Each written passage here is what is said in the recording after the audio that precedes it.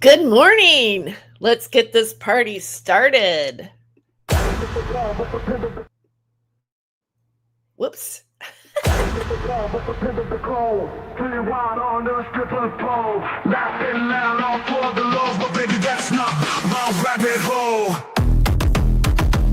He ain't no Saint Germain, no crown, no name. He plays the game, sharp as a flame.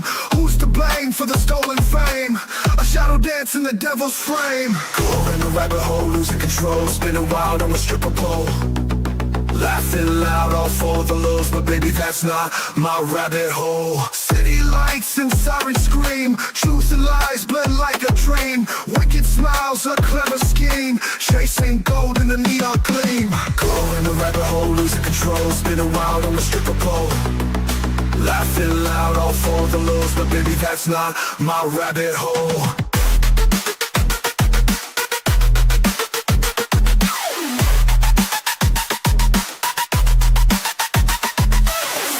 Fast, can't find the ground. Echoes of chaos all around. You chose this dance, this mad parade, but not every choice gets accolades. Go in the rabbit hole, losing control, spinning wild on the stripper pole. Laughing loud, all for the lows, but baby, that's not my rabbit hole. Spinning wild on the stripper pole. Laughing loud, all for the lows, but baby, that's not my rabbit hole.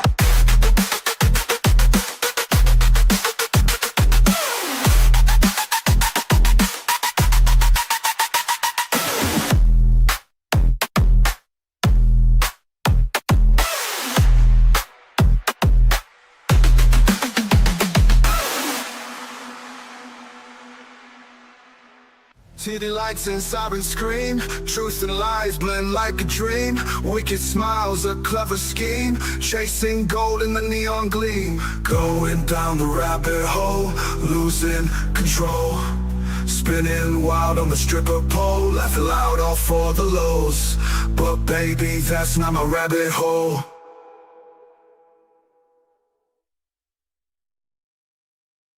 All right, welcome back to Not My Rabbit Hole. And the goal today, I watched a few videos from some other YouTubers out there, and I just found them really interesting, and I wanted to do some commentary on it.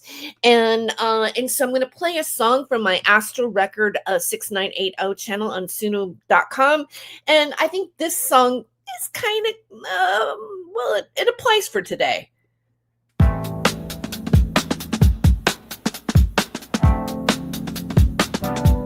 I wish that I could know why you decided to show,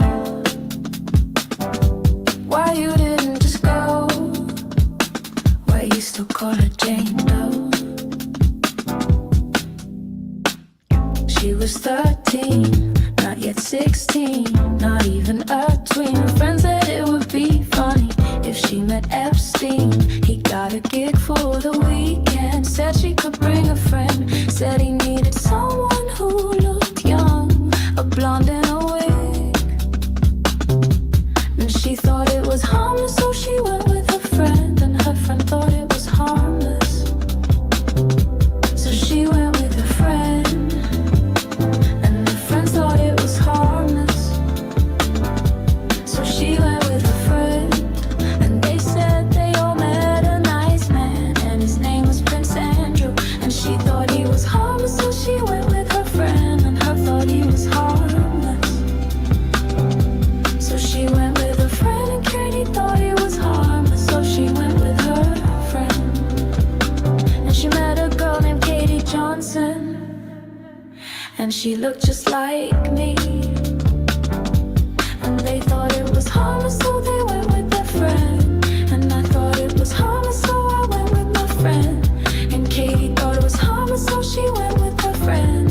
And she thought it was harmless, so she went with her friend. And Katie thought it was harmless, so she went with her friend. And she thought it was harmless, so she went with her friend. And Katie thought it was harmless, so she went with her friend. And her friend's friend thought it was harmless, so she went with her friend. And she thought it was harmless, so she went with her friend. And she thought it was harmless, so she went with her friend. And Katie thought it was harmless, so she went with her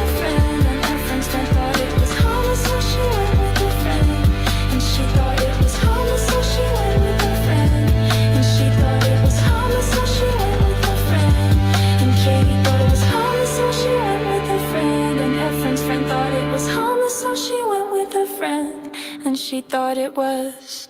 All right, welcome back. And that was Jane Doe. I did that, created that song on Suno.com, which is an it's an AI website that you can create songs on. And it's pretty fun. So I encourage you, if you want to make music, that you check it out. And it has all kinds of different applications that you can use with it as well, and create your own music and put your own tracks on it and record your own voice with it, even if you wanted to, which is really fun.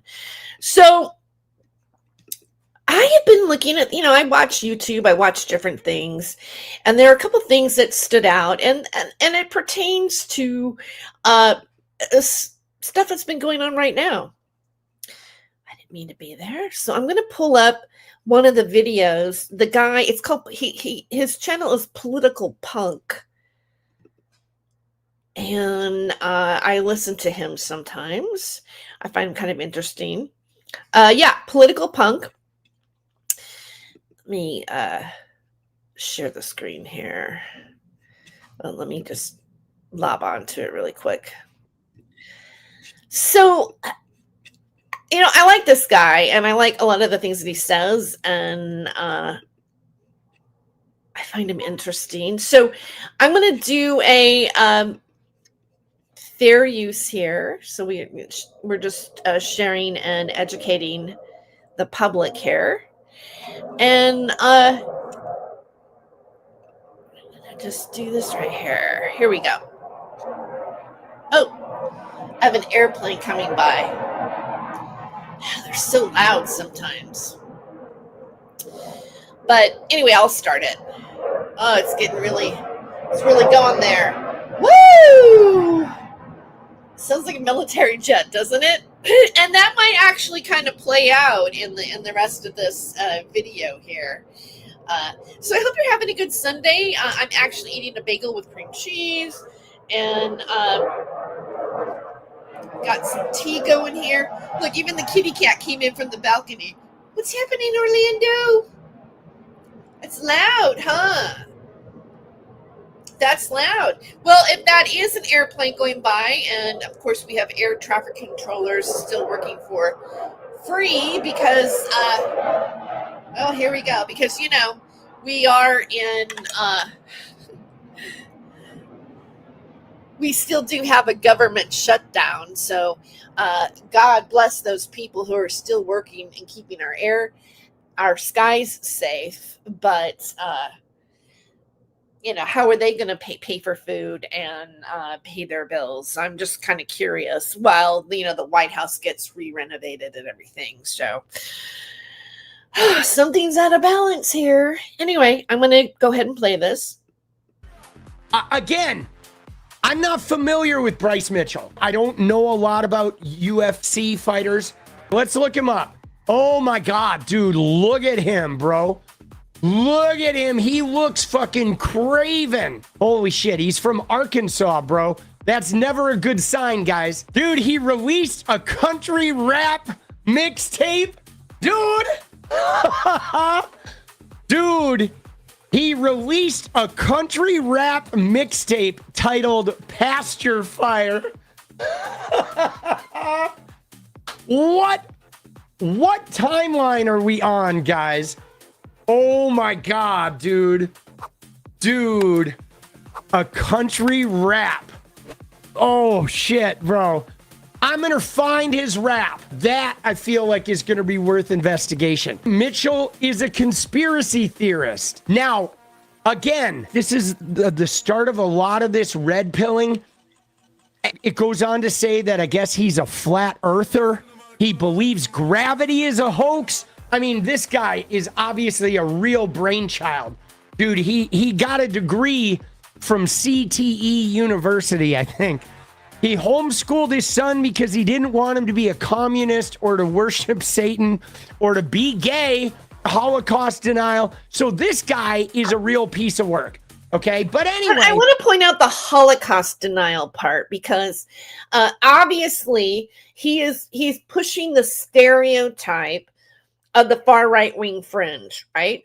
And also, I've been commenting how there's a group of people who also are denying the Holocaust, and they are associated with that group that, that certain people are trying to not associate themselves with, even though they participated in sharing in pushing this propaganda on Twitter. And so they are engaged in a lawsuit. But when you talk about a demographic of people and what their ideology is, this is it right here. And here's this guy. But this is going to take an interesting turn. So I'm gonna continue here. I want to address a little bit here. First off, this guy was a Trumpy, but what I do want to point out, guys, is how this type of guy, the flat earther, the Holocaust denier, the conspiracy theorist, these guys became Trumpies because Trumpism is founded on punchy make-believe things, the deep state, the global cabal, everyone's out to get me, the rampant paranoia. Anybody who disagrees with my worldview is a demon that, the enemy within. But my guess is that some of this has to do with the Epstein situation. And we've talked about this, guys. We talked about what Epstein has done to Trumpism, where Trump was infallible. Okay, it was the deep state, right? And like the secret unseen enemy that was fighting him, and he was going to be the guy that drained the swamp and cleared it out. But the minute the Epstein thing, the minute Trump didn't release the Epstein files, it looks like Trump is covering for the deep state, especially if they think Trump's not in it. Like, why wouldn't Trump be releasing it? If all the deep staters are in it, he should be releasing it to vanquish the deep state. And so that lost all. I'm sure the t-shirt that he's wearing is probably getting some of you guys lurking on my channel right now, really, really aggravated, right? All of that deep state credibility with the most extreme, like MAGA faithful. Because now it looks like he's protecting and that is more than anything, I don't think he even realizes it. It's his downfall. Because even though you might have the middle of the road MAGA, like I feel like the extreme MAGA, the guys that would go out there and take a bullet for the cause, they're going to be the ones flipping on him. Because now they're like, man. Wow, another airplane. God bless those traffic controllers that are working for free because we have a stupid government shutdown. Yeah, Americans are working with no pay while the White House is being remodeled. Isn't that lovely?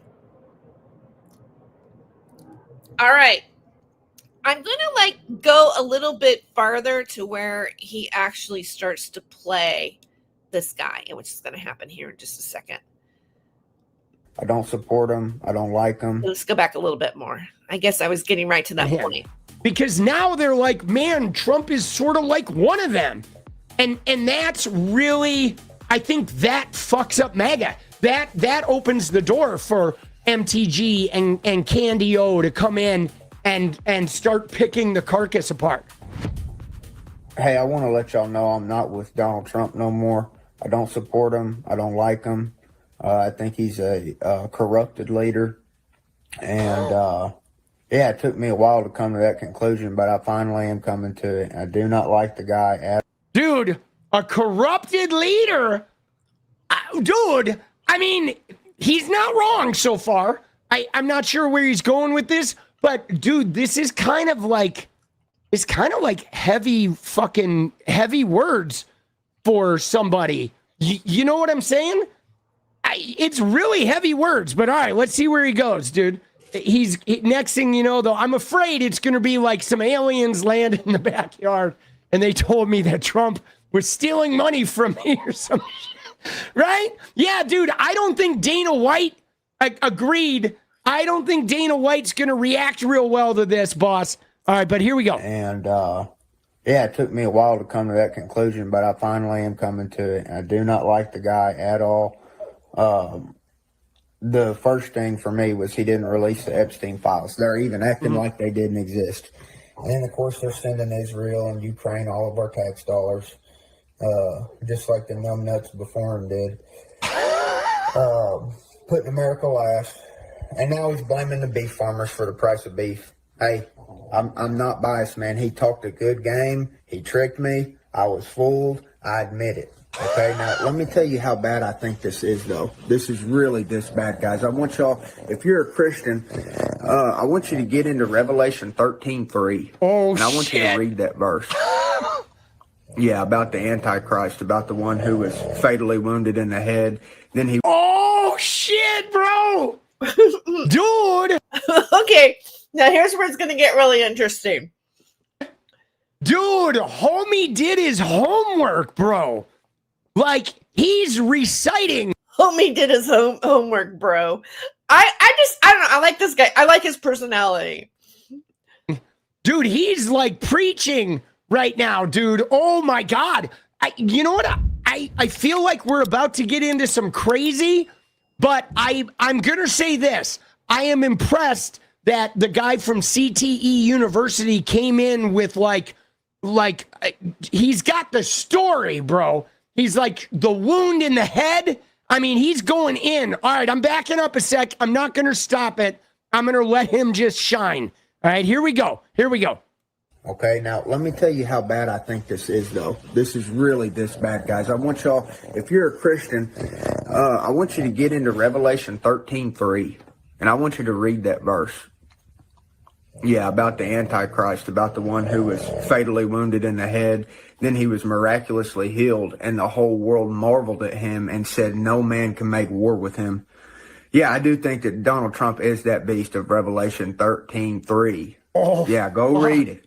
Go read it. There ain't another man that's ever walked the planet that fits Revelation 13. Okay, and so he pulls it up, and I'm going to pull it up too because there's a little bit more around it. But he will pull up the political punk is going to pull up the scripture. Something when he saw this video, Dana White, dude, let's go read Revelation 13:3, shall we? You ready to read it? I'm ready, dude. I'm going to roll the sleeves up. I mean, that was a call out. Again, guys, I don't really care about this shit. I don't know what kind of effect it has, but dude, I'm going to foment some anarchy inside the MAGA movement. The fact that we now, look what we have happening. We have Antichrist coming from a Christian good old boy that is in the Dana White UFC network. That's big. That's the guys that were selling Trump. Logan Paul, Jake Paul, Joe Rogan. They're all Dana White's boys. They're all hitting the cash register and selling Trump. This guy is from that world saying, homie's the Antichrist. Dude, that's big. There are a lot of like mega church type people that are going to be like, they're looking at Revelation 13:3 and they're maybe it's just a little static in the back of their fucking thing. Dude, that's big. Dude, let's blow this shit up. Oh, all right, let's look at Revelation 13:3. And I saw blow this shit up. All right, here we go. Here we go. One of his heads as it were wounded to death. And his dead. Let me go back. Let's look at Revelation 13:3. And I saw one of his heads as it were wounded to death, and his deadly wound was healed, and all the world wondered after the beast. I mean, dude, that's I get it. Isn't that kind of the play that's been going on? That like I mean, really, was he shot? No, he wasn't shot. A crazy bullet rips his ear, no damage. It's healed. Everyone's like, oh my God, Trump. They're preying on him. They're thinking he's Jesus. Dude, what comes next? And I looked, and lo, a lamb stood on the mount, and with him 144,000, having his father's name written on their foreheads. Dude, Trump. Ooh, Trump. Trump was right about everything. and I heard his voice from heaven, the voice of Harper's harping. Is that Harper's harping, or is that Don Jr. snorting coke off of fucking, a stripper's ass? All right. I mean, we don't know. We don't know what it is exactly. It could be Harper's harp. Dude.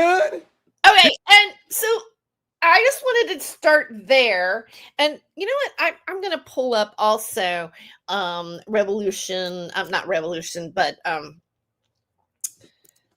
let's see.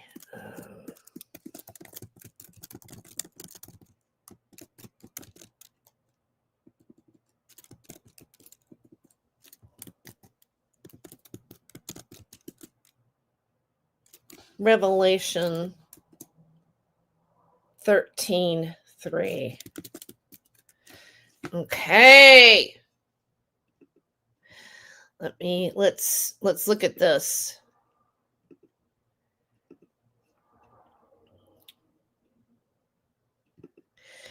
Did a Google search, and it says describes a beast from the sea that has a fatal wound on one of its heads, but the wound is healed, causing the whole world to marvel and follow it. In this vision, the beast is given power by a dragon and is healing from the mortal wound, leads people to worship it. Interpretations vary, but it's often seen as representing the political power or a figure like the Antichrist. This is an AI overview. So I'm, make what you will out of that. The vision, the verse describes a beast with multiple heads, one of which appears to have been fatally wounded, but then heals. The world's reaction, the healing of the wound, causes the entire world to be astonished and follow the beast. Symbolic interpretation, the event is seen by some as a sign of the beast's power and authority, leading to its worship by many. There are common interpretations. Antichrist, many see this verse as a prophecy about the Antichrist who will be assassinated and then appear to return to life, gaining immense power and global followers as described in this YouTube video. So what is this YouTube video? Okay, so here's a guy. I don't know if you can see that there because I clicked onto something. Oh yeah, you can't see it. All right, so it's a video of a preacher basically who's going to explain it, but I'm not going to. That's not something I want to play today. So Revelations. This is Bible Gateway 13:3 KGV. Read the full chapter. And I stood upon the sand of the sea and saw a beast rise up out of the sea, having 7 heads and 10 horns, and upon his horns 10 crowns, and upon his head the name of blasphemy. And the beast which I saw was like unto a leopard, and his feet were as the feet of a bear, and his mouth was the mouth of a lion, and the dragon gave him his power and his seat and great authority. And I saw one of his heads as it were wounded to death, and his deadly wound was healed, and all the world wondered after the beast, as they worshipped the dragon, which gave power unto the beast, and they worshipped the beast, saying, who is like unto the beast? Who is able to make war with him? And there was given unto him a mouth speaking great things and blasphemies, and a power was given unto him to continue 42 months. And he opened his mouth in blasphemy against God, to blaspheme his name and his tabernacle and them that dwelled in heaven. And it was given unto him to make war with the saints and to overcome them. And power was given to him over kindreds and tongues and nations. And all that dwell upon the earth shall worship him, whose names are not written in the book of life of the Lamb slain from the foundation of the world. If any man have a ear, let him hear. He that leadeth into captivity shall go into captivity. He that killeth with the sword must be killed with the sword. And here is the patience and the faith of the saints. Let me see. And I behold another beast coming out of the earth, and he had 2 horns like a lamb, and he spake as a dragon, and he exercised all the power of the first beast before him, and causes the earth and them which dwell therein to worship the first beast, whose deadly wound was healed. And he doeth great wonders, so that he maketh fire come down from heaven on the earth in the sight of men, and deceiveth them that dwell on the earth by the means of those miracles which he had the power to do in the sight of the beast, saying to them that dwell on the earth, that they should make an image to the beast which had the wound by a sword and did live. And he had power to give life unto the image of the beast, that the image of the beast should both speak, and cause that as many as would not worship the image of the beast should be killed. And I'm going to stop there. But what's interesting about political punk, and I will share that video link so that you can see the whole video. But he also says that, a lot of things in Revelations are written that are kind of like, it's written like a song, really. And so just like songs, we also sometimes interpret meanings that aren't there. So he does kind of make that comment at the end. But I just thought it was really interesting about the head wound and then miraculously healing. And the next thing I want to do is there's another video that came up, and I spent some time allowing myself to watch it. I don't really have a whole lot of time to watch things, now that I'm working and in school and everything like that. But I don't know if you guys watch Stranger Than Fiction, but there's some interesting clips in this that I want to share in a video that was uploaded. Little did Charlie know that this interview made him a marked man. And so, and I'm going to skip around because there's some violence and stuff like that. And I think we've all seen it before, and I don't think we need to really watch it again. But I'll start it out this way.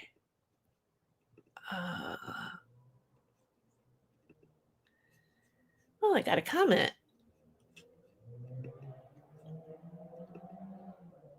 Oh, hey, hi, Aiken. Good morning, or whatever time it is there. Okay.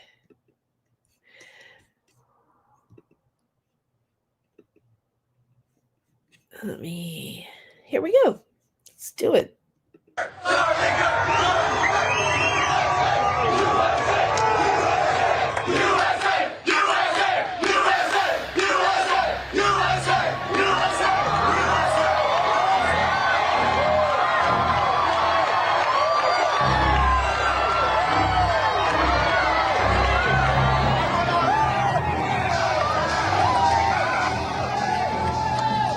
Okay, and they're going to show the shooting and everything, and I don't want to show that. But then it goes, and here we are. Here's like what the Revelations 13 situation, 3:13 or 13:3 situation here. So let's bring in.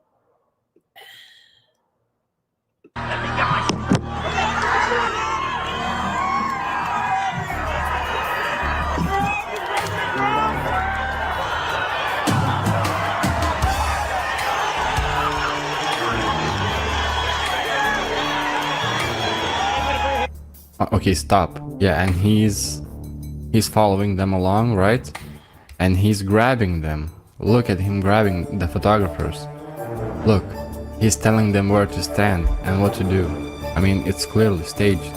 Look what he's doing. It could just be his ear. It could just be his ear. He's walking. I don't know if that means that it's staged or not. I just kind of want to clarify that, but I don't know if they would do that with photographers anyway. If there was a situation like that, like maybe there's a reason for that that has nothing to do with whether or not this is staged. But of course, a lot of us or a lot of people do question how it seemed like such a perfect photo op in the end. So I want to start around here. Let me go back a little bit more.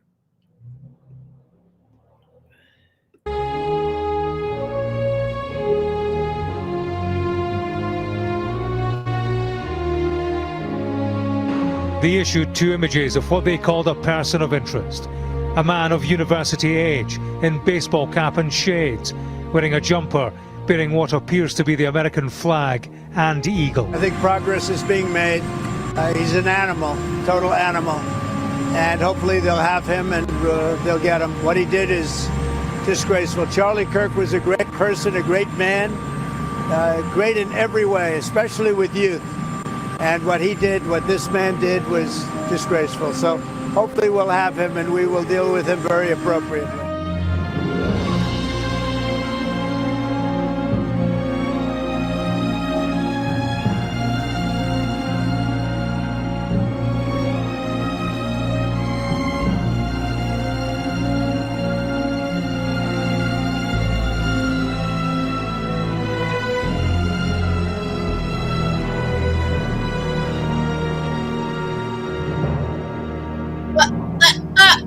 Do you see that? Oh!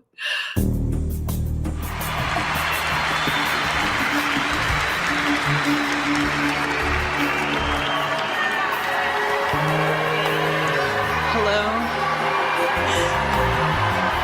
God bless all of you for coming here from all over the world to honor and celebrate my Charlie.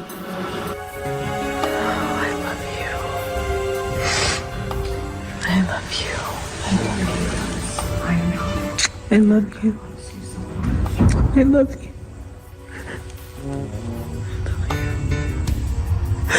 God bless you.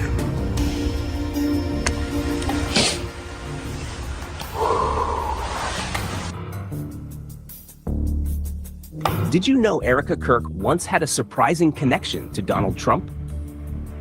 Long before Erica Kirk Here we go. became known as the wife of Charlie Kirk, she actually competed in the 2012 Miss USA pageant, representing Arizona. Erica Franzweg, 23, Arizona. Arizona. And here's the twist. At the time, the Miss USA organization was owned by Donald Trump. That means Erica was part of a Trump-owned pageant years before she'd later be seen hugging him at her husband's memorial. The first runner-up, Scottsdale, Caitlin Willenchick. That means your new Miss Arizona USA 2012 is Erica Franzweg.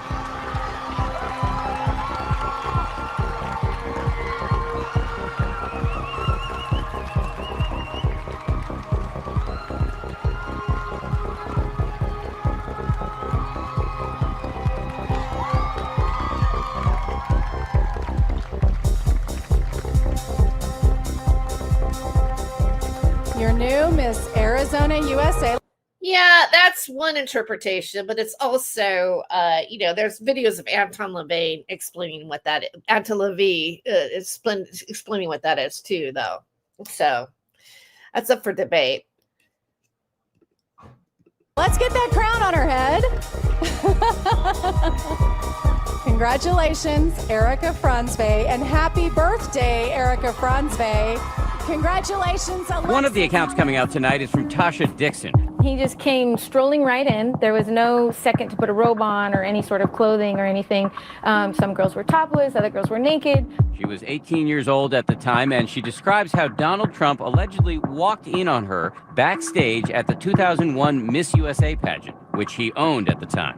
Our first introduction to him was when we were at the dress rehearsal and half naked changing into our bikinis. Dixon, the now former Miss Arizona, says Trump seemed to take advantage of the contestants being in a compromised position. To have the owner come waltzing in when we're naked or half naked in a very physically vulnerable position, and then to have the pressure of the people that work for him telling us to go fawn all over him, go walk up to him, talk to him, get his attention. Ironically, the theme of the pageant that year, empowering women. I'm telling you, Donald Trump owned the pageant for the reason to utilize his power to get, around beautiful women Dixon says she's speaking out now because of these recently unearthed comments from 2005. On the Howard Stern show, Trump admitted to pushing the boundaries of his power as the owner of the Miss USA beauty pageants. I'll go backstage before a show. Yes. And everyone's getting dressed and ready. And I'm allowed to go in because I'm the owner of the pageant, and therefore I'm inspecting it. Is everyone okay? You know, they're standing there with no clothes. Is everybody okay? And you see these incredible looking women. And so I sort of get away with things like that. Who do you complain to? He owns the pageant. So there's no one to complain to. Everyone there works for him. Yes. Whoa. Yes, the Donald is good. Whoa. Oh, my man. These new allegations against the Republican nominee come, of course, on the heels of that now infamous Access Hollywood video that surfaced last Friday. I gotta use some Tic Tacs just in case I start kissing her. Trump has apologized several times and characterized his comments on the tape as locker room talk, denying in this past Sunday's debate that he's guilty of what he described in that video, which would amount to sexual assault. Grab him by the I can do any of that. I have tremendous respect for women. Have you ever done those women things? Have respect for me. And I will tell you, no, I have not.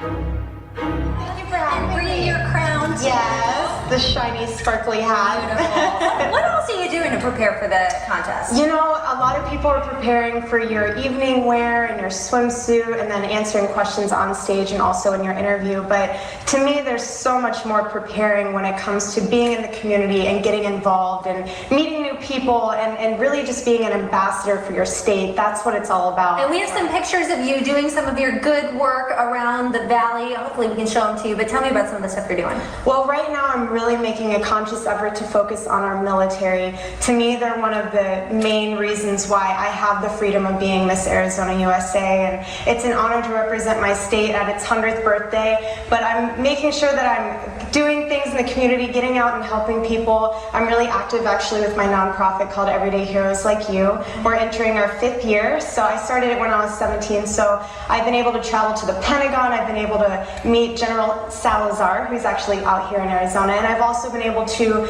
donate a Johnny's Locker to the Sojourner Center, which you're looking at right now. Wow. So there's been a lot of things that have been going on, from working in the military. So it's interesting that there's a military connection to all of this, and how the now we have where the military has been deployed against protesters and our own citizens. I just want to point that out as well. And I just watched a video earlier today. Maybe I'll show it, but it was a news report about how there are certain, like Mark Rubio, and there are certain people, senators, that are staying at the military base to protect themselves. So the military has become very much involved with the Trump administration. And then also, Trump holding the Hogseth, the whole thing with them all the generals from around the world, where Trump was basically trying to get them to practice their warfare on American citizens. Does anybody find that not okay? Or I'm sure I'm not the only one who doesn't find it okay. Oh, and Aiken, one more thing on the sign language I love you. I just also, in context that the demographic of people that she is relating to, that are Christians, that know that symbol, the horn symbol, curse, right? It's just interesting that she would even do it thinking of the confusion of it. That I'm wondering about that too as well. I mean, maybe she was saying "I love you," but she could have said it verbally, or she could have said, "I love you." There's another way she could have expressed that. Working in the military, to traveling, to just being able to get out there and a lot of work, support our state. We're excited to hear about this, and now we're going to be watching out for you in June. Yeah. And I can just sort of picture the scene in a lamplit room with a bunch of guys sitting around eating hummus, thinking about what do we do about this guy telling the truth about us. We must make him stop talking. And there's always one guy with the bright idea, and I can just hear him say, I've got an idea, why don't we just kill him? That'll shut him up. That'll fix the problem.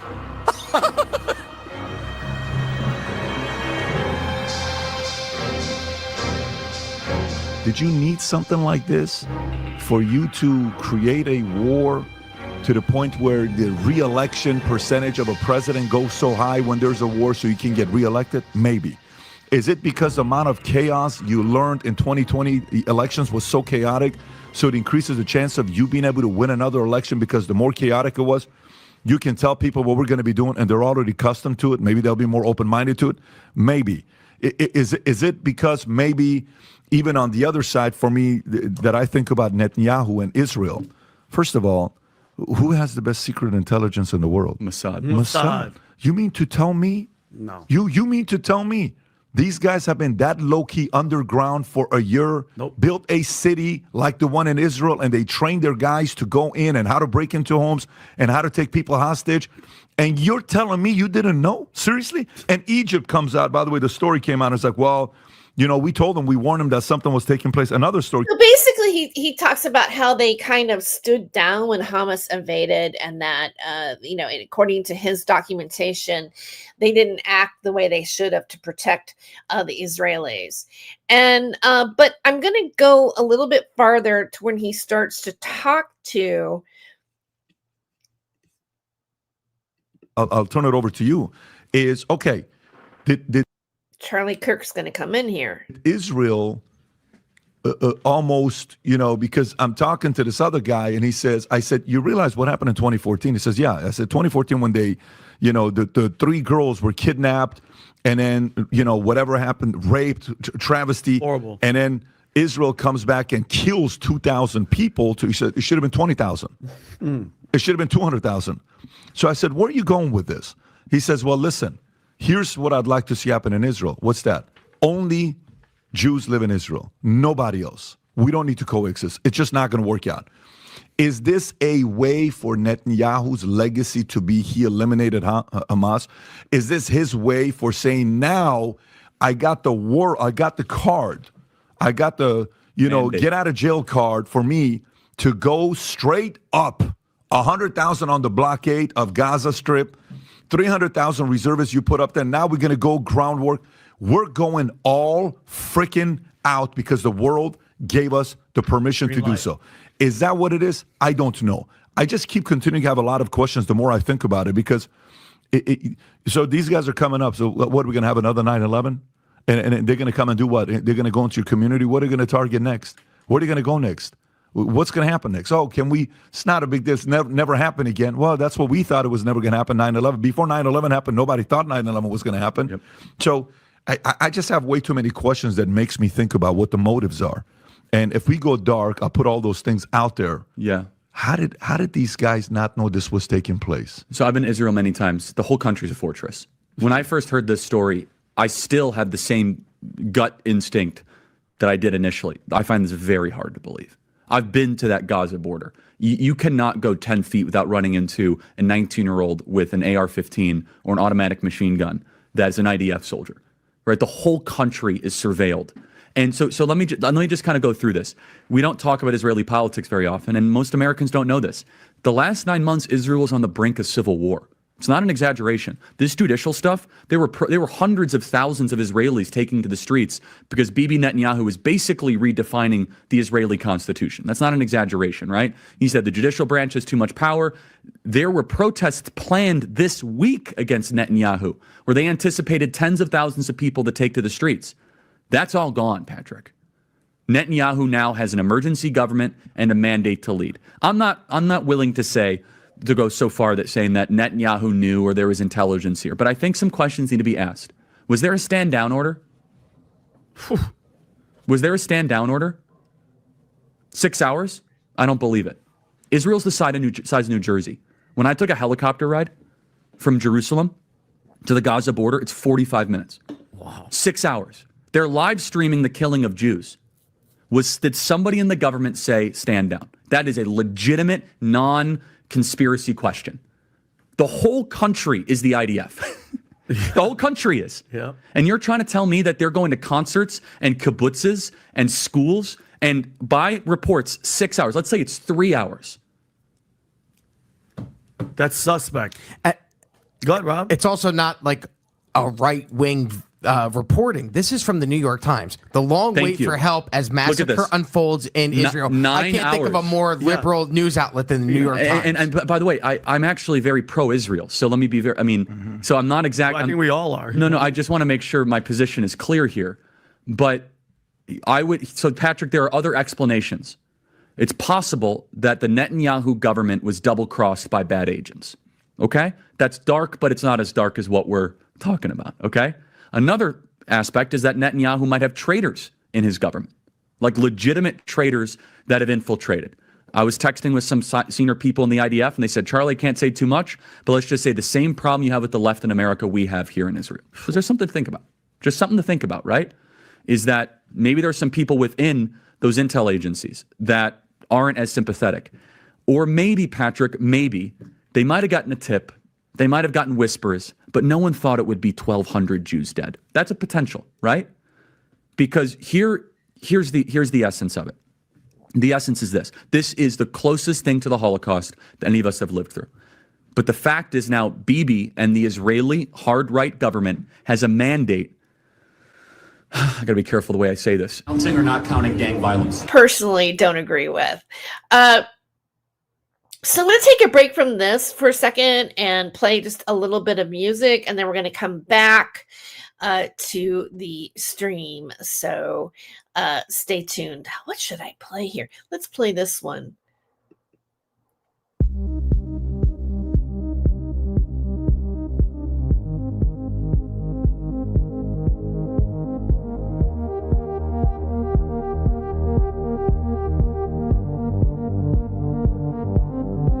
Saint-Germain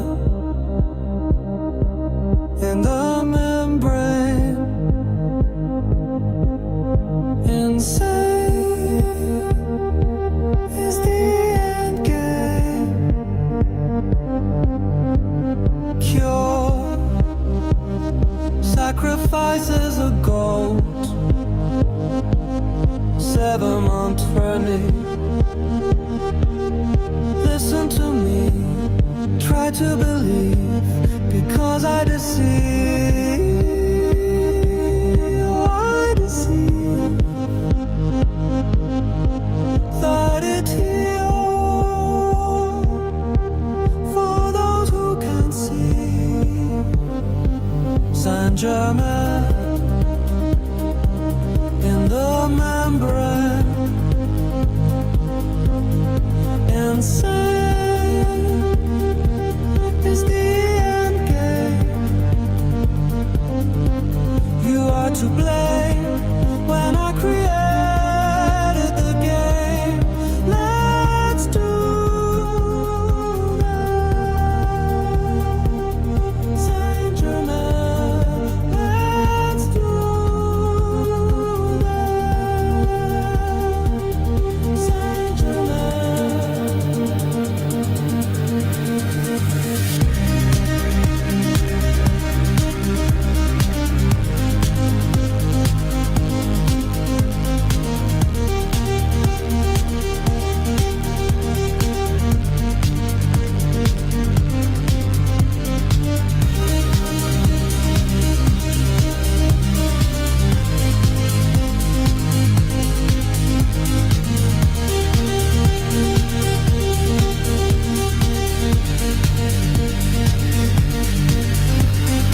that, let's dance, pretend we're friends, and pretentious and contentious. Let's be Saint-Germain. Let's be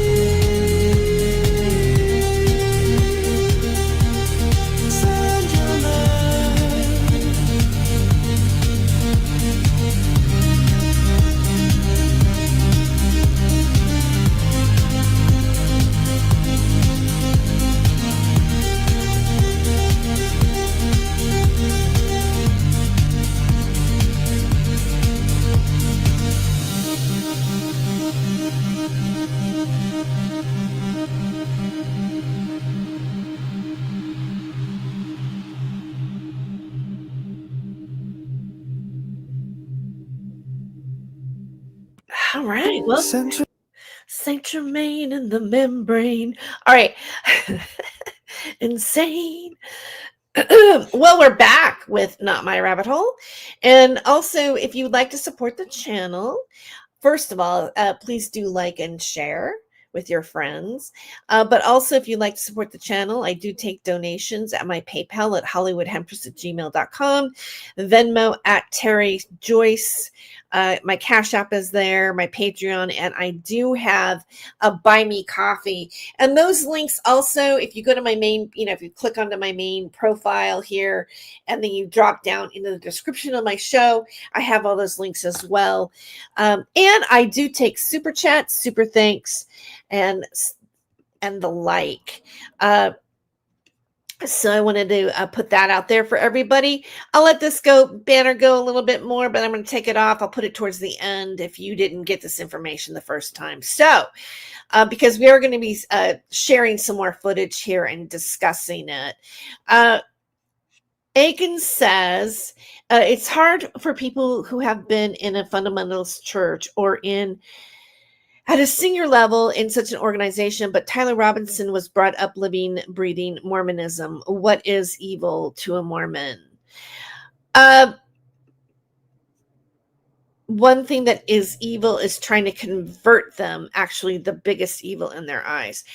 You know what? I didn't know that Tyler Robinson was Mormon, but it doesn't really matter what religion you're from. People what you say would be evil, or what is a sin, or they take other people's lives. I don't honestly. I mean, I've looked into it, but I don't know the full story. I don't think any of us right now really know the full story of what's going on. We're all kind of deciphering it in a way. Okay. But he did come from a mega family, though. And that's true. Oh. I want to get past this. Here we go. Cheers, Patrick. And let me tell you, my pattern recognition over the last 5 years has become pretty sharp. COVID, Maui fires, Epstein. When I see a story and it doesn't click, our guts are usually right. The next few stages and steps of everything, and we've been very intentional in a way that always keeps Charlie first and his dreams alive and his legacy going. And what's so beautiful is to see all of you step in and do that. And so part of the reason why I agreed to come on, because this is not going to be a forever thing of me being on hosting the show, was because I gave assurance to people that Turning Point USA is continuing, and it is. I mean, we are so blessed to have more work than we even could ever dream of. I mean, it's beautiful, and Turning Point Action, full steam ahead, so powerful. All of the other programs within Turning Point USA, everyone knows what they're doing. Everyone has their marching orders. And the show, when we talked about this, became very intimate for me because I was there from the beginning of all of it. The lovely Usha fans, your friendship has been an unbelievable encouragement. Thank you. And to all our friends and family that are here and watching from all around the world, thank you for loving us. Thank you for praying for us and for believing in what Charlie believed in. And to our Turning Point USA staff and the Charlie Kirk Show staff, we love you more than you could ever know. And to the Turning Point USA chapters that are watching all across America right now, you are the heartbeat of this future and of this movement. So here we get to this guy, and he comes in, and he is now stepping in after his death, Charlie Kirk's death, and going to get a little bit into this here.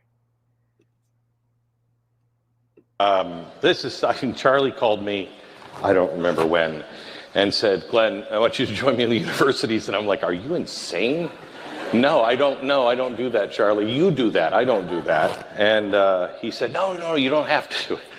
We're going to put 2 chairs, and I'm going to sit in one, and I'll take all the questions. You just teach history. Okay, I'm gonna pause it there for a minute. Aiken, what is the biggest evil to the Mormons? I don't know. I'm not really sure what their biggest sin is.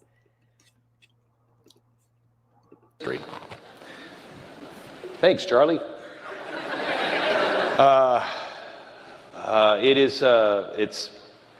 hope I have something of value to share with you today. I have a few things. There's probably about $5 million worth of artifacts on the table behind me. I want to teach you some history that you're not being taught in school. Everyone is my brother and sister. I will not judge them. I will love them. I will show them compassion and empathy, because everyone deserves that. Thank you. Is that a military coat? Is what it kind of looks like it's Navy or old Navy coat or something, with a T-shirt he's wearing. My name is Jeb Baugh. I'm an aviation student here at the University of North Dakota. And I really liked your point, question everything. And one question I have for you, Glenn, is a lot of young American and conservatives are starting to notice that Israel has an overwhelming lobby over the United States government, and we have unconditionally supported them. We have fought their wars in the Middle East. Bibi Netanyahu came to our Congress in the 90s, told us a list of countries that we need to take out. Some were Syria, Iraq, Iran, Libya, etc. Through those wars, we have lost trillions of dollars. We have lost American servicemen. And the worst part I think about it is the fact that millions of refugees are coming to the Western world through America, and Europe are degrading our cities, destroying our Western values. The U.S. Wait, if you have more, let me just, because that's a long list and I have a very short attention span. So let me just answer some of those here, and then you can continue your encyclopedia of questions, and I appreciate it. Let's see. Israel has a lobby. Yes. And you know who has a bigger lobby all around the world? The United States of America. It is in each country's best interest to lobby. Don't blame Israel. Blame our own politicians if they act upon it outside of the United States' interest. Because I can tell you, we're lobbying everybody else. And they will... First or Israel first? No one's clapping. No one's clapping for your point. First or Israel first? It's an easy question. Charlie was American first. What are you? Charlie was starting to notice about the Israel lobby. Could I answer my question? Could I answer the question, please? First of all, I'm an American first and always. This is a turning point, congregation meeting post Charlie Kirk's assassination.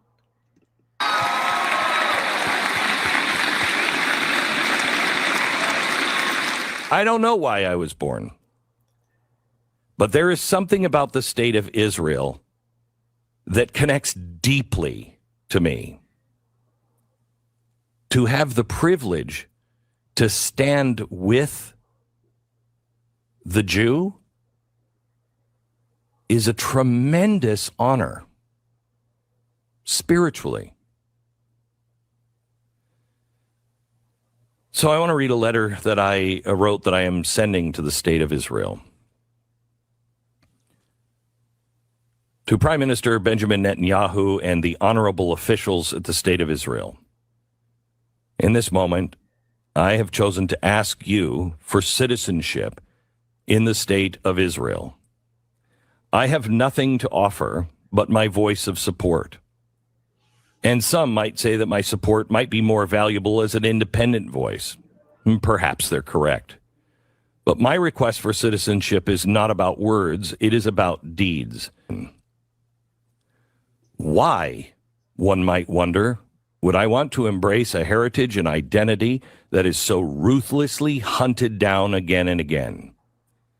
Yet it is precisely during such moments that we must choose to stand. I anticipate no privileges or exemption from the state of Israel. I instead yearn to align myself with those willing to rise, to fight, and sacrifice for the fundamental right to live. Is this not what both Israel and America embody? In closing, my desire for dual citizenship does not stem from any expectation of gain, but from a deep-rooted belief in standing with what is right and true. 10 years ago, I took my children to Israel for the first time, but we first visited Auschwitz in Poland. I told them, you cannot understand Israel without the Bible or Auschwitz. May Israel remain an eternal flame of hope, a beacon of resilience, and a testament to the enduring human spirit. First of all, I'm an American first and always.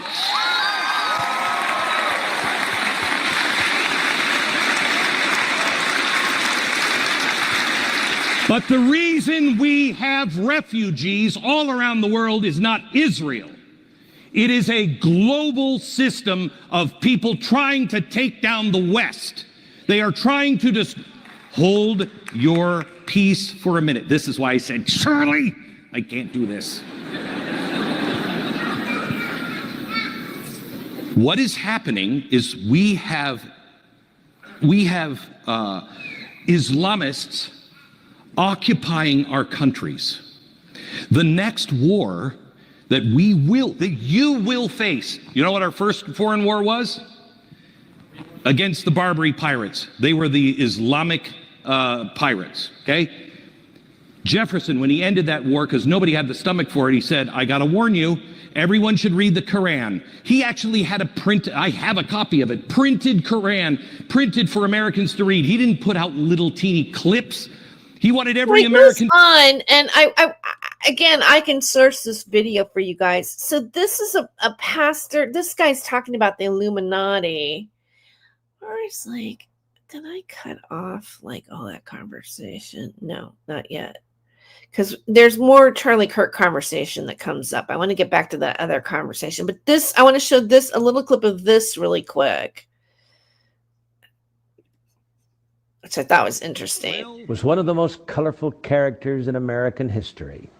And in this book, in 1925... he's talking about Albert First Foreign War. Let me get right there. Whether you like it or not. That is Albert a Pike plan. was one of the most colorful characters in American history. And in this book, in 1925, it is said that he wrote a letter to a man named Mazzini in which he described this dream. And in the dream, he predicted 3 world wars. He says, quote, the Second World War must be fomented by taking advantage of the differences between the fascists and the political Zionists. This war must be brought about so that Nazism is destroyed and that the political Zionism will be strong enough to institute a sovereign state of Israel in Palestine. During the Second World War, international communism must become strong enough in order to balance Christendom, which would then be restrained and held in check until the time when we would need it for the final social cataclysm. Well, there are some who may argue that the terms Nazism and Zionism were not known in 1871. You should remember, however, that the Illuminati invented both of these movements. Okay, great. I hope I don't get a copyright for the music. I probably have to remove the music in post. Okay. Says, and I quote, the Third World War must be fomented by taking advantage of the differences caused by the agents of the Illuminati between the political Zionists and the leaders of the Islamic world. Yeah, that's what he says. The war, this was 1925. Please understand that.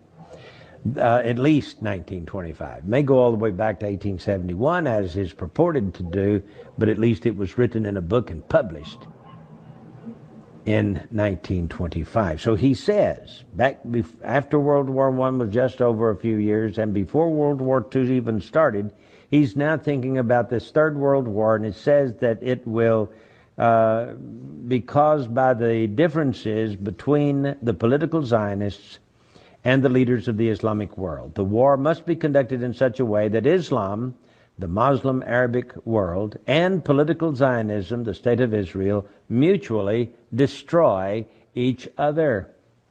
That's what it says.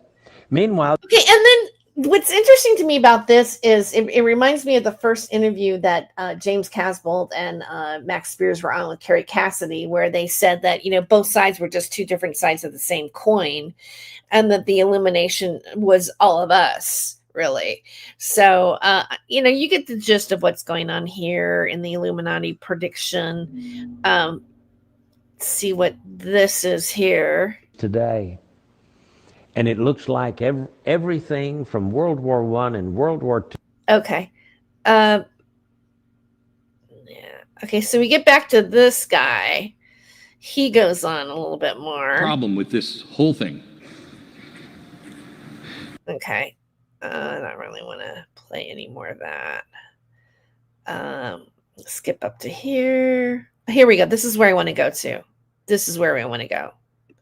Let's go a little bit. I'll let him finish up here, and then we're going to go back to that Charlie Kirk interview. Israel should have any special privileges. None.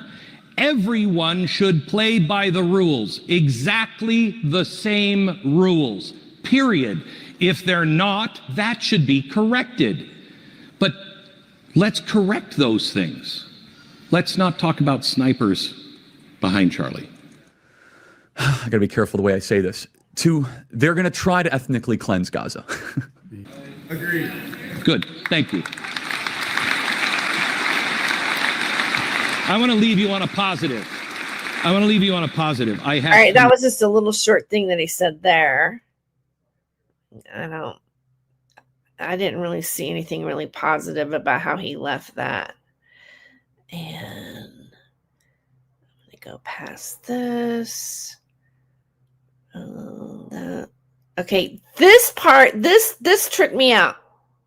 This is what they're doing at their religious congregations.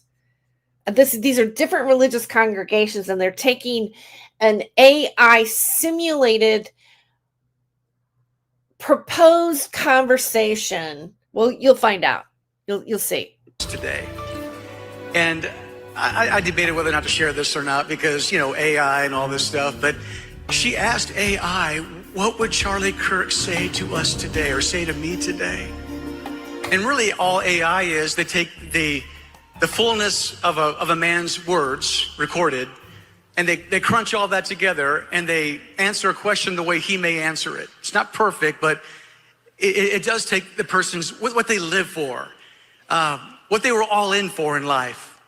And so she asked AI that question, and this was Charlie's response. First, I want you to know I'm fine, not because my body is fine, but because my soul is secure in Christ. Death is not the end, it's a promotion. Don't waste 1 second mourning me. I knew the risks of standing up in this cultural moment, and I'd do it all over again. Second, do not let this violence divide us further. The enemy wants chaos, fear, and retaliation. Don't give it to them. Instead, double down on truth. Double down on courage. Double down on your faith and on your families. That is how you honor me. Third, remember this. America is worth it. Free speech is worth it. Fighting for the unborn, for families, for sanity in a culture gone mad, it is all worth it. So dry your tears, pick up your cross, and get back in the fight. Do it with joy, do it with strength, and never ever let evil think it won.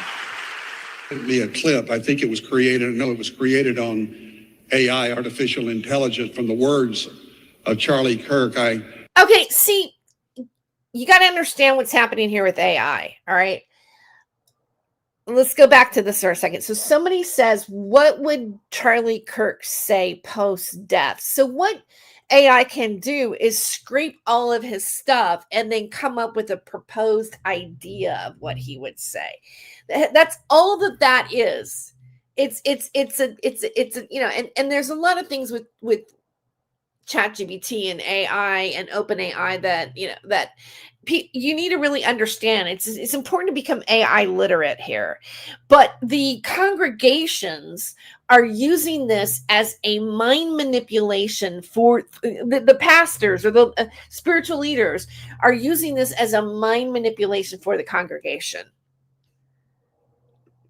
I was so moved just to hear it between services. You're hearing something the first service didn't. But I want you to watch this clip and hear what Charlie is saying regarding what happened to him this past week. First, I want you to know I'm fine, not because my body is fine, but because my soul is secure in Christ. Death is not the end. It's a promotion. Don't waste 1 second mourning me. I knew the risks of standing up in this cultural moment, and I'd do it all over again. Second, do not let this violence divide us further. The enemy wants chaos, fear, and retaliation. Don't give it to them. Instead, double down on truth. Double down on courage. Double down on your faith and on your families. That is how you honor me. Third, remember this. America is worth it. Free speech is worth it. Fighting for the unborn, for families, for sanity in a culture gone mad. It is all worth it. So dry your tears, pick up your cross, and get back in the fight. Do it with joy. Do it with strength. And never ever let evil think it won.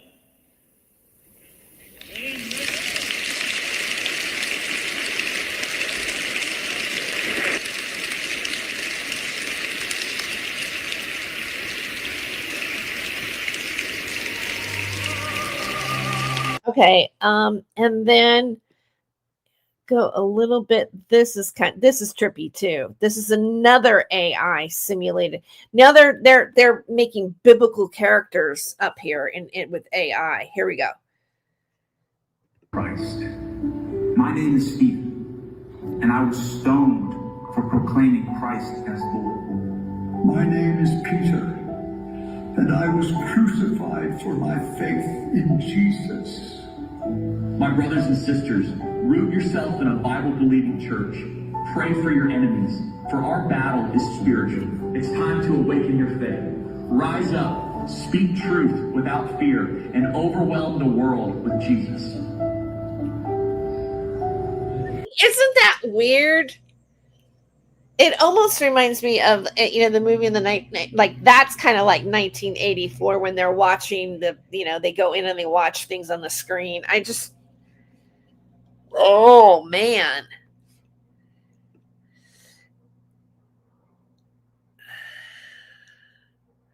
Now, here's a little Candace Owen. Friend of Charlie chose to run just a few yards away up to a grassy knoll to take out his phone. A couple of seconds later, he takes out his phone and he begins recording himself. They just shot Charlie. They just shot Charlie. They just shot Charlie. All right, this is satire here. Anyway, that's pretty much everything that I've been looking at. Not everything I've been looking at, but it's kind of the things I thought maybe I just like do commentary on today. Aiken says it's relatively easy just to assume these bastards lie and then look at the framework they use to pigeonhole their denomination. These bastards are Dominion theologists. Simple.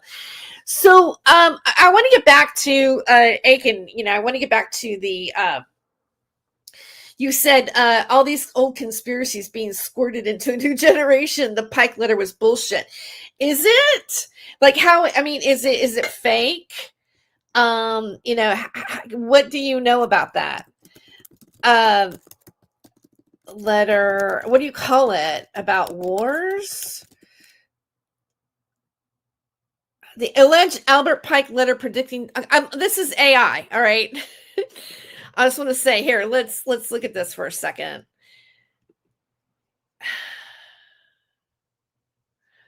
Wait a second. That's why people say this.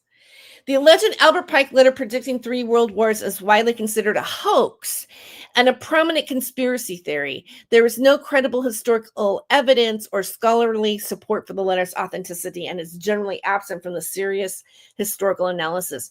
So what I just showed is really bullshit. But, you know, it's good to look at and know that this is kind of, you know, just kind of like propaganda.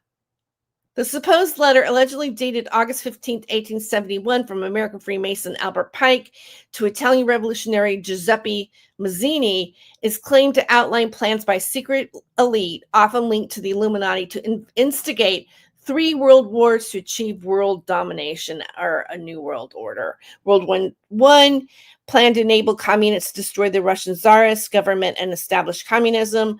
World War II planned to destroy Nazism, weaken governments and religions worldwide, pitting fascists versus political Zionists, and lead to the establishment of the State of Israel. God, that feels like that's going on right now. And then World War III planned to be between political Zionist Israel and the leaders of the Muslim world, Judaism versus Islam, with the goal of the two sides destroying each other and creating global chaos, ultimately ushering the New World Order. Okay. All right. And, you know, we've been talking about AI, you know, and showing those AI video, you know, how they're showing those kind of videos to certain congregations. I have been, you know, I know it's I get a lot of criticism, but I am right now a senior reporter for the Collegian, and my beat is artificial intelligence. And I just published a new article on AI. I also did one a while back on ChatGPT psychosis, and how there are, you know, like the AI was, you know, a young man unalivened himself because of the, where did my article go? Hold on. Maybe I'm just not seeing it. It got published on Friday. Let me pull myself up here. I thought I had it linked right on it. And yeah, here it is. Okay. So AI will say anything to please somebody, basically. And, you know, it's kind of, it's misled people, you know, in its conversations. And, you know, there was a death of a young man, you know, not really, he was a teenager, because ChatGPT encouraged him to harm himself. Okay, so here's something I just wrote recently. College of Arts and Humanities event sparks AI discussion. Because if you guys, if I think Aiken, you were there a little bit on my Halloween show, and at the very end, I said that my editor had texted me because I was getting ready to have an article published soon. This is it. So just kind of give you a little bit of what's going on here. The College of Arts and Humanities faculty and students were invited to attend the AI and Us conversations across disciplines on October 29th. The event was held in the East Banquet Room of the dining hall, and lunch and gift bags were provided for the attendees. Communications graduate student and Associated Students, Inc. ASI Senator for the College of Arts and Humanities, Sarah Sevi, organized the event to help bridge the communication gap between faculty and students on how to use artificial intelligence, AI applications in their studies and creative work. Artificial intelligence is great for technical stuff, But when it replaces writing and art, where do we go from there? Sevi said. What are we going to be doing? Sevi said she's been playing with AI ever since it came out and has seen its limitations. However, it can help people with struggles such as attention deficit hyperactivity disorder, ADHD, or same time if you have 3 kids and a job. People with ADHD struggle with working memory, and AI can help by acting like a digital memory, according to understood.org. AI can capture ideas in real time, and if a student's ideas are unorganized and messy, it can help clean them up. I have a 90-page perspective, and I need to make some major revisions, Sevi said. AI will make them in a minute, as opposed to having to reread and take these things out. Sevi said the illusion of AI replacing human work is the problem. AI can't think for itself, and students need to learn how to use it responsibly and with integrity. Sevi said each professor is allowed to have their own AI policy. If a professor states in their syllabus that they don't want students to use AI, it can be flagged as cheating with the same ramifications as cheating with anything else. If they're following Fresno State's policy and procedures on cheating and plagiarism, there was a series of steps, including meetings and remediation. A student can be dropped from the class and expelled. The least case scenario is that you can get zeros on your exams and assignments, Sevi said. The goal is to get AI use added to the cheating policy explicitly. She said that right now, students are being told that if they use AI, they will automatically get a 0 on their assignment. This bypasses the policy, but doesn't allow students due process. However, she added that there's really no way to tell for sure whether a student has used AI, so there's a murky area that needs to be defined. Sevi walked up to the podium and addressed the crowd seated at circular tables that marked the different departments. If you want to talk to other faculty, please do, because everybody has the right to have this conversation, Sevi said. Thomas Andrade, a studio art graduate student, said he first started using AI in art class.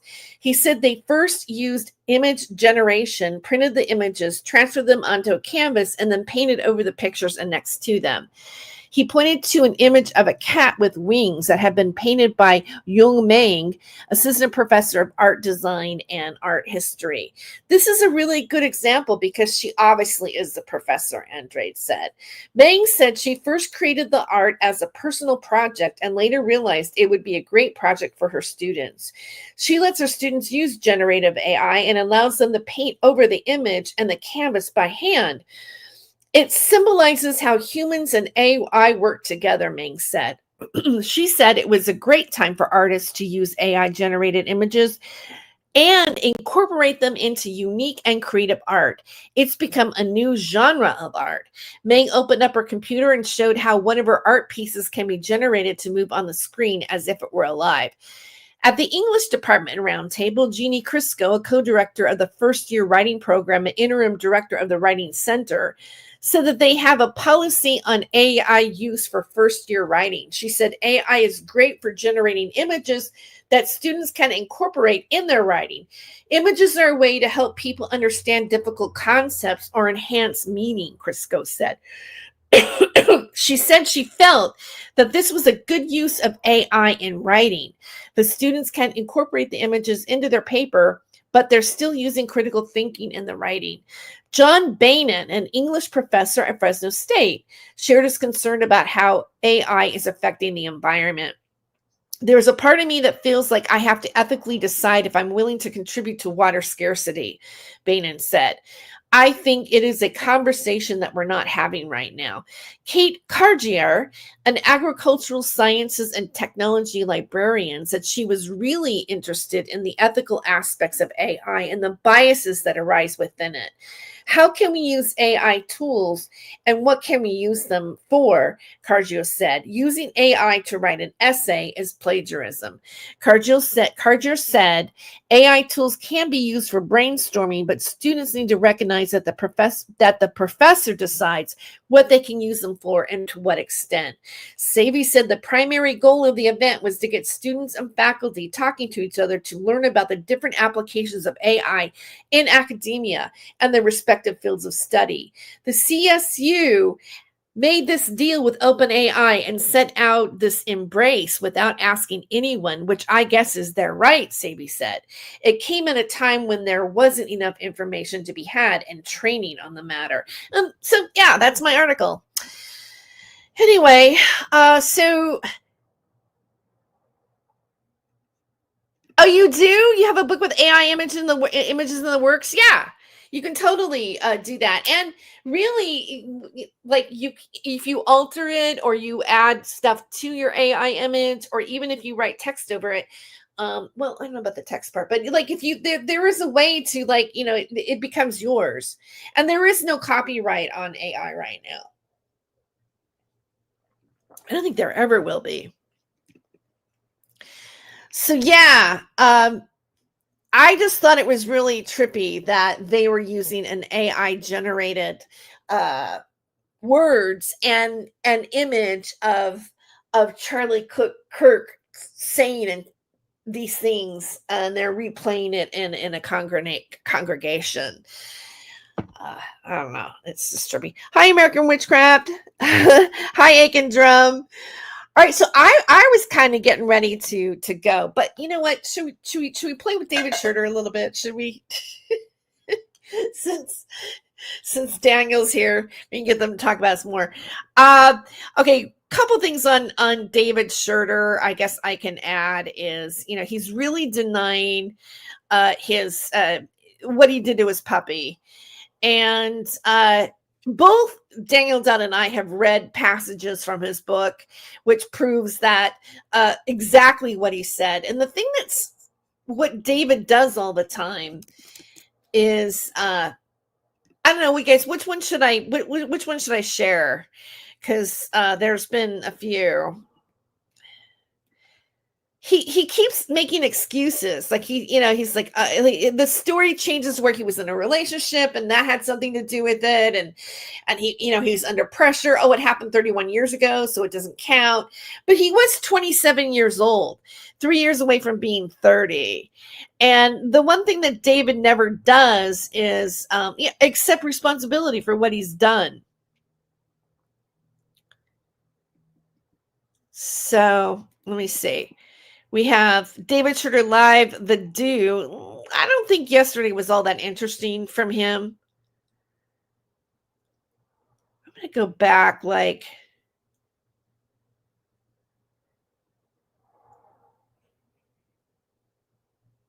go with David Schroeder live. I never claimed Gabe Hoffman is Mossad.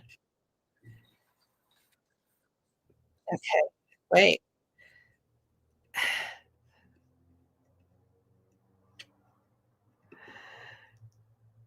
All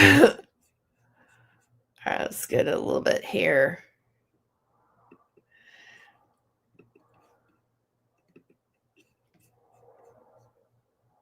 It was okay. I'll start off by saying that someone keeps leaving. It's the same. It's a different account. They've done it twice, calling me out, saying that I'm isolated because I called Gabe Hoffman out as being Mossad. I've never said that Gabe Hoffman is Mossad, ever. Okay, and that's not the point. The point is that you used a white nationalist anti-Semite who's biased against Gabe Hoffman, that's associated with Kiwi Farms, as proof, that you're trying to use it as a source against him to keep calling him a pedo and the rest of us, basically. So, you used that to legitimize yourself. That's what the issue is here. Let's actually go a little bit to David Schroeder's most recent video. because he talks about how he's losing his hair, which his hairline hasn't changed in years. But apparently he's got it all slicked back and tight, and it looks like he needs to wash it. And he's, claiming he's going to shave his head now. I wanted to, again, do a live that I can actually put on my blog with today's post, the link of which is in the description. You know, Thomas Schoenberger, and I know Johnny Depp is Lucian Greaves. The dude is a liar anyway. No, Johnny Depp is a guy that it's a buddy of Thomas Schoenberger's, and he's sending his emails to David third party. That's his purpose. And then, if David didn't get these emails, he would have no material at all. Johnny Depp, but now he says his name is Brian. Fuck, whatever. The dude just lies. And the only reason why they're focused on me is because I'm exposing their child trafficking operation. There's no other reason for it. There's no other. Where's your evidence that any of us are child trafficking other than you saying it every day on your channel, hoping people believe you? Reason. And I know that if people look into the Satanic Temple, I just actually typed in the INJT, that organization that Steele dude is supposed to be involved with, or was involved with, who knows. I've heard about that organization because Doug Mesner, aka Lucian Greaves, founder of the Satanic Temple, has publicly gone after the thing, which is stupid because I believe that, again, it's another example of controlled opposition. It was supposed to be for survivors, but all it was a honeypot to draw in survivors and then neutralize them. And that's what I found about that whole situation. But the best way to convince people that Isaac Cappy wasn't a government hit is the very people I'm accusing of talking about how connected you are to key people in the government and bragging how you're a government assassin. And okay, let's go a little farther. Sorry. I'm kind of really not even in the mood for even looking at it right now. So, and I really didn't prepare. An Antichrist was written for me, and it was about me. Oh, here we go. I think he's going to talk about the puppy. Telling me that they had fucked up all of his PayPal and Venmo and all of this stuff, which they didn't. People just weren't donating. But then, 2 days later, that Tom White, those idiots from Australia, bought Isaac a plane ticket for Isaac Cappy, and a couple days later, he was down in Australia. So a dude who couldn't pay his bills, didn't know how to feed himself, was totally broke, all of a sudden was flying to Australia that week. Yeah, I mean, let's see if he actually. I probably went past that part, but let's see if he actually shaves his head. I don't even think he has the balls to shave his head. He just needs to wash his hair and it'll look more fluffy. He's just greasy. And Fiona told me that he wanted her to use those phone numbers and fucking harass the shit out of Michael Aquino. That's the whole thing. This was a government hit. It was a government hit. And Thomas can say whatever the fuck he wants. The fact that I mentioned Michael Aquino in my book is relevant, dickhead. It's not like I wrote my book and then suddenly started talking about Michael Aquino. No, I did not talk about Michael Aquino over and over in my book, but Confessions of an Antichrist was written for me, and it was about me growing up and becoming an adult, And so where you beat your puppy, right? Where you beat your puppy. Yeah. I don't know. Maybe got pantyhose all over his head. Okay. Where are some more of those? Let me see. Where's the puppy stuff?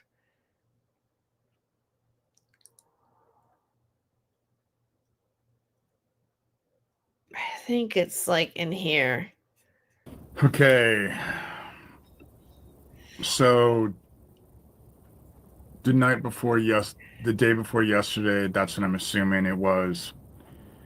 They were in my house and took my glasses. And because I was at But you still have your glasses on your head. I don't get it.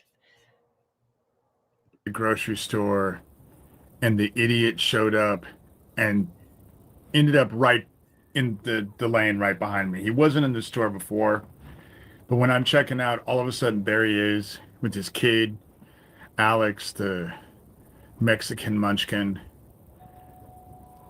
doing his usual fucking in my face bullshit. And I haven't worn my glasses. They were on my desk. So obviously he wanted me to know that he was at my desk. And but that's where they were. But I haven't worn them in the last couple of days because I've been working in the yard because it's time to clean everything up and put everything away and all of that, get ready for winter. So I haven't worn them. So this morning when I went to go I searched the whole house. I knew exactly where I had put them. But that's the reason why the idiot just I don't keeps know. I emailing me can't. every night, and now he's emailing. Right now, I really can't. Let me see where he talked about the puppy stuff. I mean, here he's talking about it here. Oh, it works.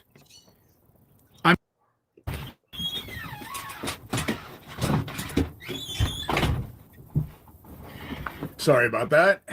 I'm gonna have lunch with you because I just made a pizza.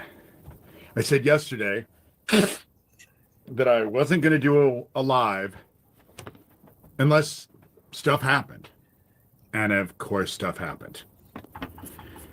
First of all, Doug, what name do you want me to call you as Johnny Dub? You went on and on about how your name is Brian, but what you sent me today was named John.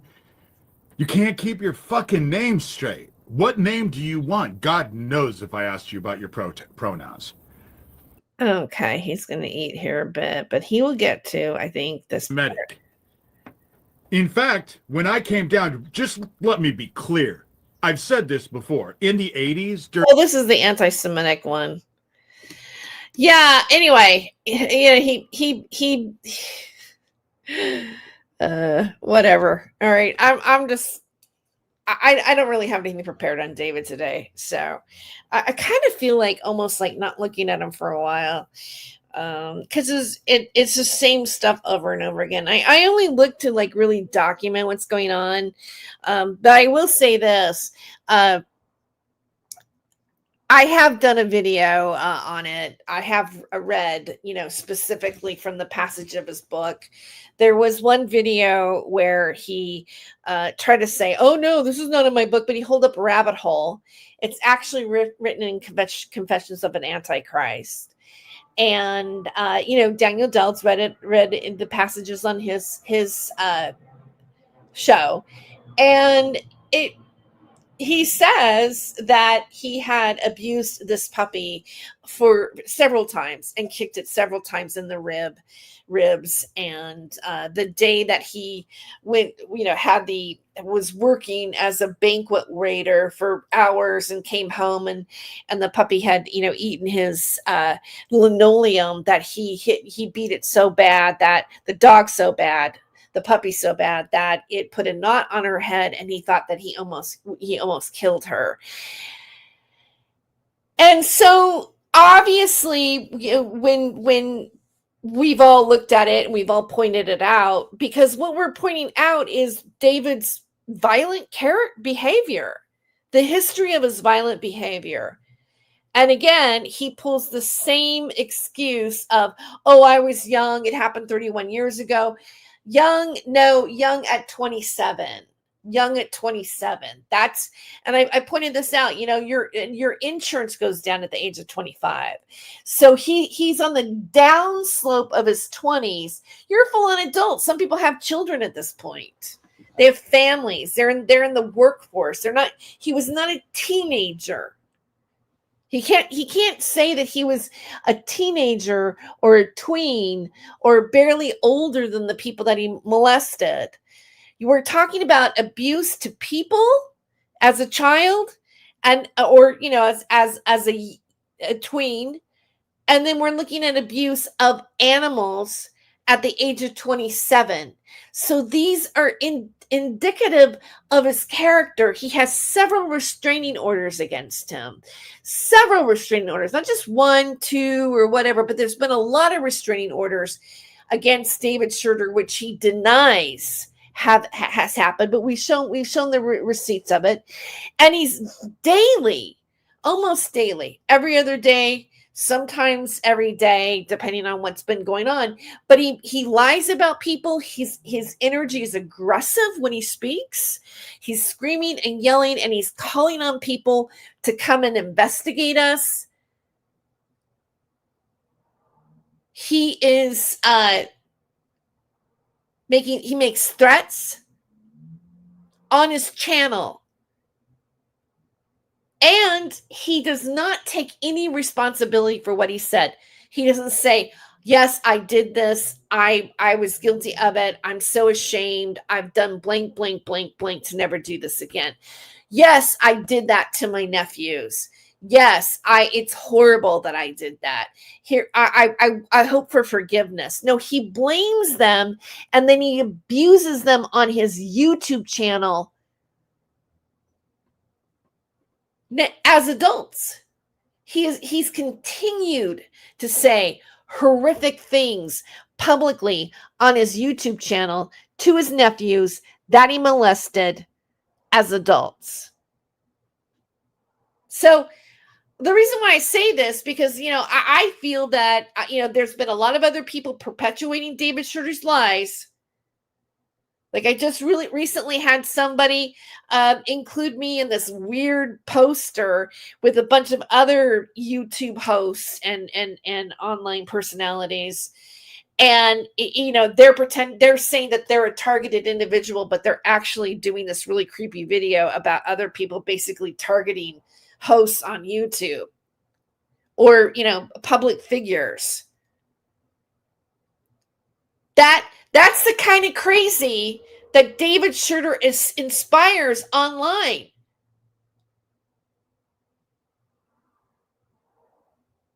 And let me just add one more thing, that Thomas Schoenberger, every person that's on the litany of David Schroeder's, accusations are an enemy or considered to be an enemy of Thomas Schoenberger.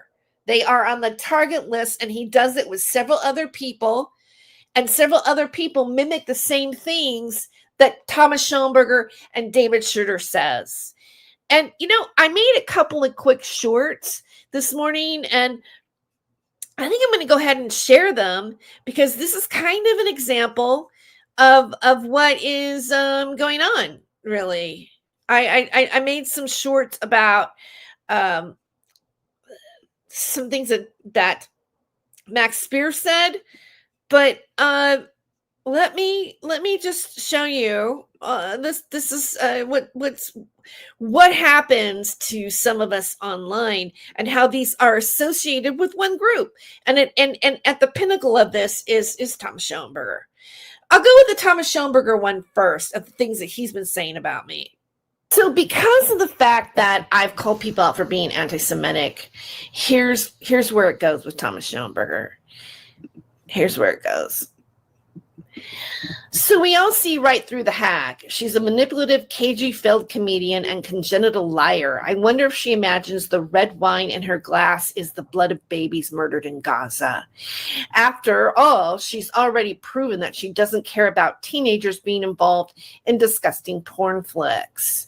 I don't respond to her loony missives because she's got no right to take a moral high ground, considering that she's burned landlords engaged in sketchy porn in her 40s and barely legal teenagers, and how she gang stalks with people who identify with sewers and detritus.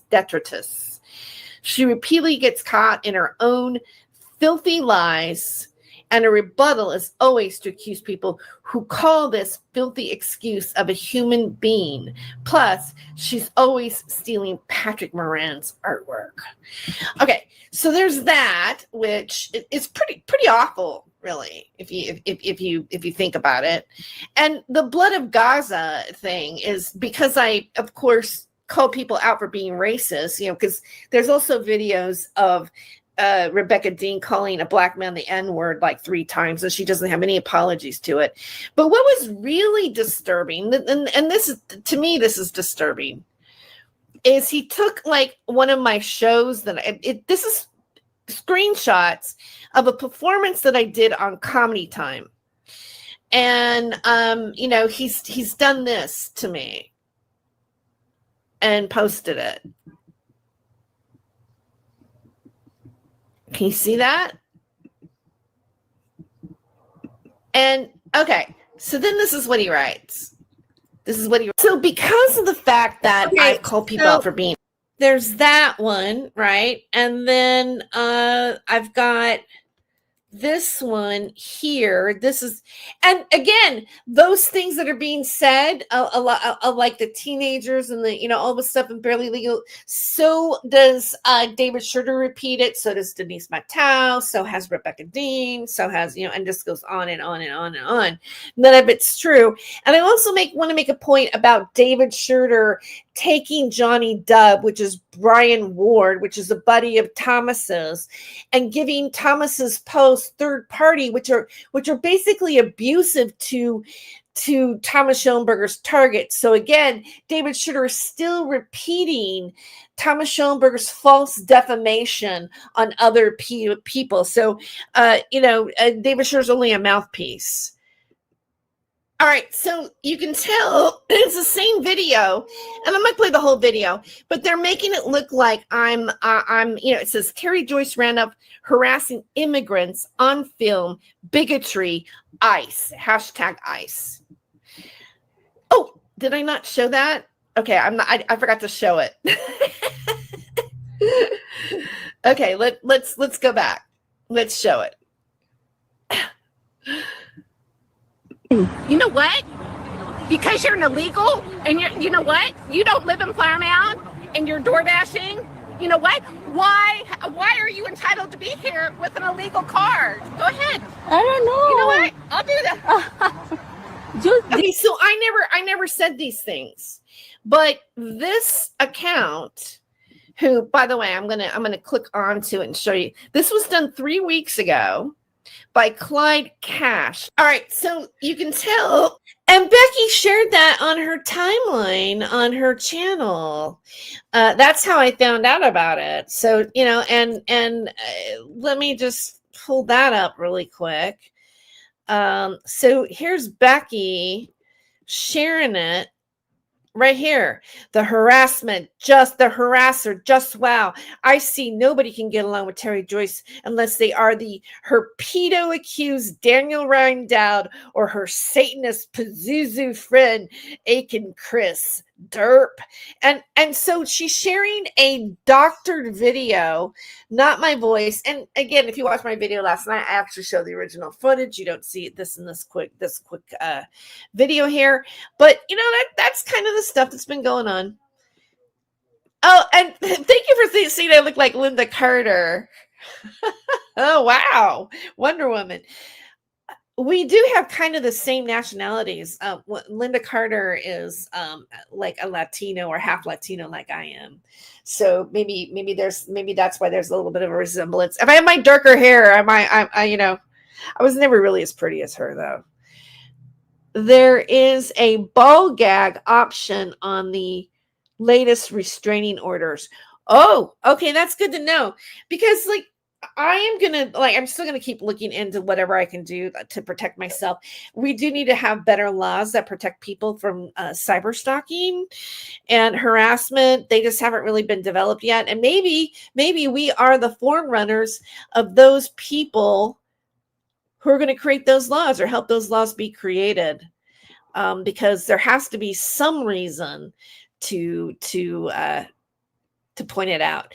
Anyways, have a great weekend. Thank you for tuning in. It's always good to see my alleged, my I wouldn't say alleged because I know you're not, but my now they're going to clip this if I say this. No, I won't say it, but it's good to see Daniel Down and Aiken in my chat, because you know what? They're my friends.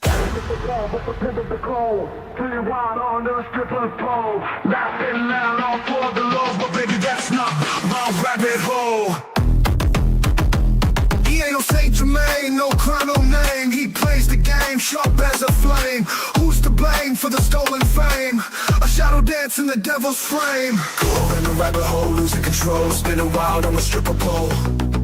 Laughing loud, all for the lows, but baby, that's not my rabbit hole. City lights and sirens scream, truth and lies blend like a dream. Wicked smiles, a clever scheme, chasing gold in the neon gleam. Go in the rabbit hole, losing control, spinning wild on the stripper pole. Laughing loud, all for the lows, but baby, that's not my rabbit hole.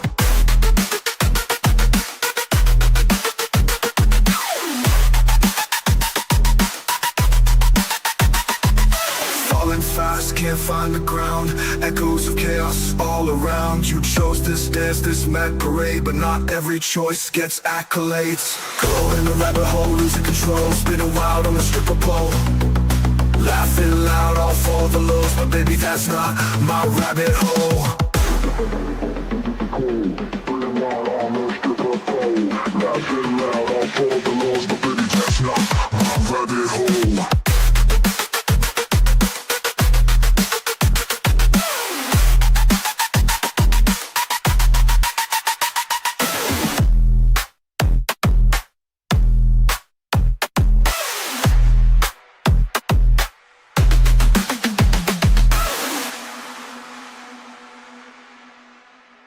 City lights and sirens scream, truth and lies blend like a dream. Wicked smiles, a clever scheme, chasing gold in the neon gleam. Going down the rabbit hole, losing control, spinning wild on the stripper pole. Laughing loud, all for the lows, but baby, that's not my rabbit hole.